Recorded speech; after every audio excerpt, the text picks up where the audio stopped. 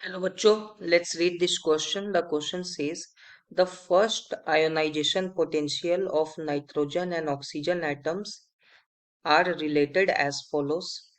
And हमारे पास चार option दिया हुआ है. करेक्ट करेक्ट कौन कौन सा है वो बताना है. सबसे पहले इस क्वेश्चन का की कंसेप्ट जान लेते हैं. वो होगा आयनाइजेशन एंथैल्पी. आयनाइजेशन एंथैल्पी क्या होता है?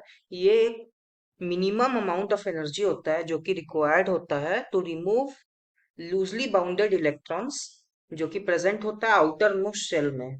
किसी भी आइसोलेटेड गैसियस आइटम का आउटर मोस्ट शेल से मिनिमम एनर्जी रिक्वायर्ड होगा टू रिमूव वन इलेक्ट्रॉन. उसको हम आयनाइजेशन एंथैल्पी कहते हैं. सो यहाँ पे अपने पास नाइट्रोजन दिया है, ऑक्सीजन दिया हुआ है. तो पीरियोडिक टेबल में अगर हम लेफ्ट टू राइट जाएंगे तो पहले नाइट्रोजन आएगा, उसके बाद ऑक्सीजन आता है next. So left to right अगर हम जाते हैं तो जनरल ट्रेंड जो होता है हमारा आयोनाइजेशन एनर्जी का या एंथैल्पी का, वो इंक्रीज करता है. सो ऑक्सीजन का ज्यादा होना चाहिए नाइट्रोजन से, बट ऐसा होता नहीं है. और ये एक एक्सेप्शन है. एंड ये ऐसा क्यों है इसको जानते हैं अब.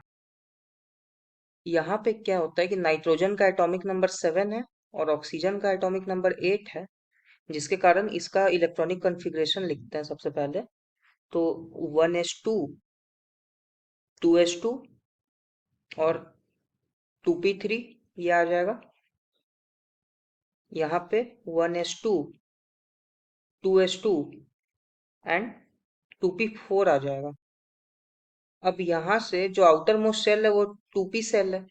यहाँ पे 2p3 है, यानी कि हाफ फिल्ड है ये शेल. ये शेल हाफ फिल्ड है, यानी कि ये स्टेबल है. हमें पता है कि हाफ फिल्ड और फुल फिल्ड ऑर्बिटल्स स्टेबल होता है बहुत ज्यादा. और ऑक्सीजन का ये हाफ फिल्ड तो नहीं है, बट हाँ ये इनकम्प्लीटली फिल्ड है. और कोई भी स्टेबल कॉन्फ़िगरेशन अपने को अनस्टेबल करना तो चाहेगा नहीं. इसीलिए वहां से अगर इलेक्ट्रॉन हटाना है हमें नाइट्रोजन से तो बहुत ज्यादा एनर्जी लगेगा. एज कंपेयर टू ऑक्सीजन ज्यादा एनर्जी लगेगा. सो आयनाइजेशन एनर्जी इस कारण से नाइट्रोजन का ज्यादा होगा as compare to oxygen. But बहुत ज्यादा नहीं होगा, थोड़ा सा ही ज्यादा होगा. कंपेरेबल होगा ये.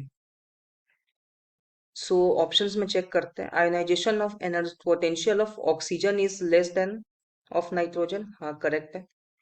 सेकंड में बोल रहा है नाइट्रोजन का greater than of oxygen. Same बात है, ये भी करेक्ट है.